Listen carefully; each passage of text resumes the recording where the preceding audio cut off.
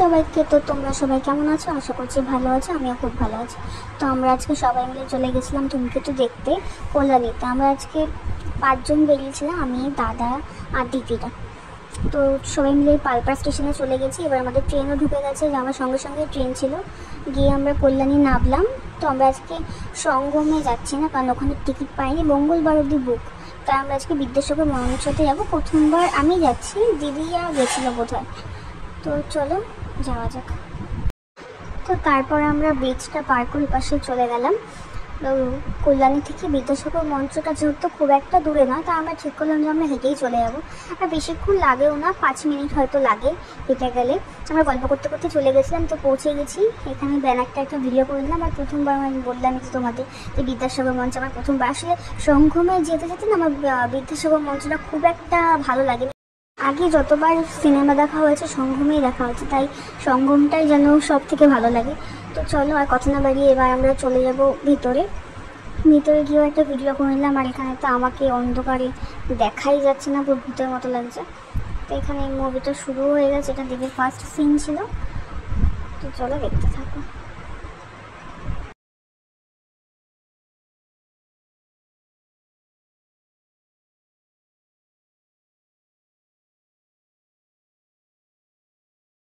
Half দেখেছি, বিরতি দিয়েছে। তো বল এখন দেখে তো কেমন লাগছে? একটা রিভিউ মানে একটা হাফ দেখেছি, 1 ঘন্টা হয়ে গেছে আমাদের দেখা। বল দেখে কেমন লাগে? রিভিউ হাফ রিভিউ এখন দেবো, পরে ফুলটা দেবো। হাজার লোকে হাজার কথা বলছে, ভালো খারাপ এই আমরা দেখে বলবো। বলবো আমাকে তো এখন লেগেছে, ওটা দেখলে বলছে কতটা ভালো। এখন অব্দি ভালোই লেগেছে, দেখা যাবে শেষ পর্যন্ত কী থাকে। তো এবার আমরা মুভির একদম শেষ পর্যায়ে চলে এসেছি। এখানে এবারে শেষ হয়ে যাবে মুভিটা। তো আমরা বেরিয়ে যাব হল থেকে। আর আমার দিদিরা তো কেন্দ্রে ভাসিয়ে দিয়েছে। তো আমরা সিনেমাতে বেরিয়েছি, সিনেমাটা যদি পড়েছি আমি শুনে নেবো আমার দিদির কাছ দিয়ে কেমন লাগলো বলি। ভালো, কিন্তু মানে কী করে শুরু হলো, কী হলো বোঝা গেল না, কিন্তু সুন্দর, ভালো লেগেছে। কিন্তু মাঝখানে আলাদা কিছু নেই। এবার কি বল বলবি তো রিভিউ। আরে ভালো খারাপ লোকে এত কথা বললো, তো তুই বল এবার, তোরটা শুনি, তারপর আমরা বলছি। চিন্তা এবার আসছে তো এখনো মানে সম্পূর্ণ না বলছে, আমরা আরো অসমাপ্ত লেখা ছিল। তো বল ওটা তুই বল। আমার মোটামুটি এবারে শুধু রুদ্রনীলের অভিনয়টা খুব ভালো লেগেছে, সেটাই। ও একটা কথা বলি, আমার এই দিদি কিন্তু কেন্দ্রে ভাসিয়ে দিয়েছে। হঠাৎ করে সিন আছে যেগুলো দেখতে কষ্ট লাগছিল, যে অন্য আদার্স কিছু ভাবনা আছে না, কিছু নেই, কিন্তু ওই যে মানে দাদা বসে যে তাকি ভালো কি করতে জানি না। এই যে আমার এই 2 দিদি কেন্দ্রে ভাসিয়ে দিয়েছে। কিছু সিন আছে ঠান্ডা পেয়েছে, এটাই। আমার খারাপ লেগেছে রুদ্রনীলের জন্য, ওর অভিনয় খুব ভালো লেগেছে। বন্ধুত্বটা এই বইটাতে রুদ্রনীল বেস্ট। তো সবার রিভিউ নিতে যেতে আমারই তো বলা হলো না যে আমার বইটা কেমন লাগলো। তো আমার বইটা বেশ ভালো লেগেছে, কিন্তু হ্যাঁ ওই যে মানে অসমাপ্ত যে ব্যাপারটা, মানে বইটা সুন্দর, অনেক খারাপ কষ্ট সিন আছে, কিন্তু ব্যাপারটা হচ্ছে আমি ঠিকভাবে বুঝতে পারিনি বইটা। মানে এমনি ভালো লেগেছে বইটা, তোমরা অবশ্যই দেখতে যেতে পারো। আর এখানে বলতে বলতে আমরা ITI এর কাছে চলে এসেছি, কল্যাণী। এই যে প্যান্ডেলটা তৈরি হচ্ছে, কিছুটা হয়েছে, যতটা পেরেছি আমি ভিডিওতে তোলার চেষ্টা করেছি। এবার বাড়িটার মধ্যে হচ্ছে, অনেকটা জায়গা জুড়ে যেহেতু দারুণ করছে প্যান্ডেলটা, যেটুকু দেখে বুঝলাম। তোমরা কিন্তু যারা কল্যাণীতে আসো না, অবশ্যই এখানে ITI এ এসে ঠাকুরটা দেখেছিল। আমরা চলে এসেছি ঢাকেশ্বরীতে, এসে গিয়ে এখানে বসে মেনু কার্ড দেখে আমাদের ডিসিশন না হচ্ছিলো যে কী খাওয়ার দাওয়ার না হবে।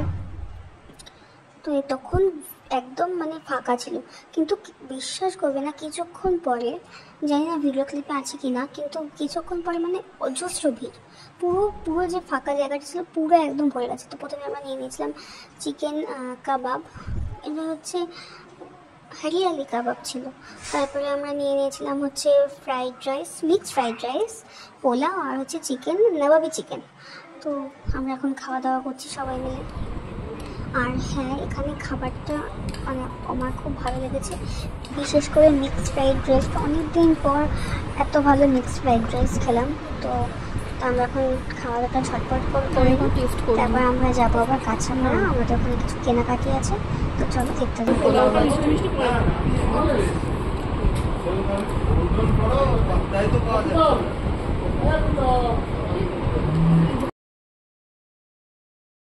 খাওয়া দাওয়া শেষ করে টোটো করে চলে গেছিলাম কল্যাণী। ওখান থেকে আবার ট্রেন ধরে আমরা কাঁচরাপাড়া যাবো, কারণ আমাদের তো কল্যাণী কিছু কেনাকাটি রয়েছে। তো আমরা এখন যাবো কাঁচরাপাড়া।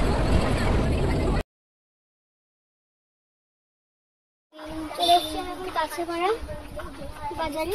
কাঁচরাপাড়া বাজার বলতে বিমানে এসছি, কারণ আমাদের বাড়িতে বিয়ে লেগেছে, কিছু কেনাকাটা করতে। তো ফার্স্টে বিমলে এসে আমরা কিছু বেনারসি দেখে নিচ্ছিলাম। আমার দিদির যেহেতু বিয়ের সামনে, তো প্রথম বেনারসি দেখাবো, তারপর আমরা নিজেদের জন্য কিছু শাড়ি দেখে নিলাম। তারপর আমরা চলে গেছিলাম তোমার সাজাবো যতনে, ওখানে কিছু কালেকশন তাই আমরা চলে এসেছিলাম। এসে আমরা গেছিলাম হচ্ছে গুঞ্জনে, শাড়ি নিয়েছি, ব্লাউজ তো নিতেই হবে। তারপর আমরা চলে গেছিলাম এক্সপ্রেস বাজারে, যেখানে আমাদের কিছু টুকিটাকি আরও কিছু জিনিস নেওয়ার ছিল, তো সেগুলো নিলাম। এখানে বেশ ভালোই কালেকশন উঠেছে পুজোর, তো তোমরা ঝটপট যাও পুজো শপিংটা করে নিও। আমি আর দিদি এখানে এবার বসে বসে খুব বোর হচ্ছিলাম, আমার এত ঘোরাফেরা করার পর দুজনে পা খুব ব্যথা করছিল। তো যাই হোক, তারপর আমরা ওখান থেকে বেরিয়ে তারপর দিদির একটু আখের রস খেয়ে নিল। তারপর আমরা চলে গেলাম ট্রেন ধরে সোজা পালপাড়, ওখানে গিয়ে ঘুগনি নিয়ে নিলাম সবাই, ঘুগনি খেয়ে তো এবার বাড়ি থেকে রওনা দিয়েছি। তো তোমাদের কেমন লাগলো ভিডিওটা অবশ্যই কমেন্ট করে জানো, ভালো লাগলে একটা লাইক করে দিও, আর চ্যানেলটা যদি আমার সাবস্ক্রাইব না করে থাকো অবশ্যই সাবস্ক্রাইব করে। দেখা হচ্ছে অন্য কোনো ভিডিওতে। টাটা।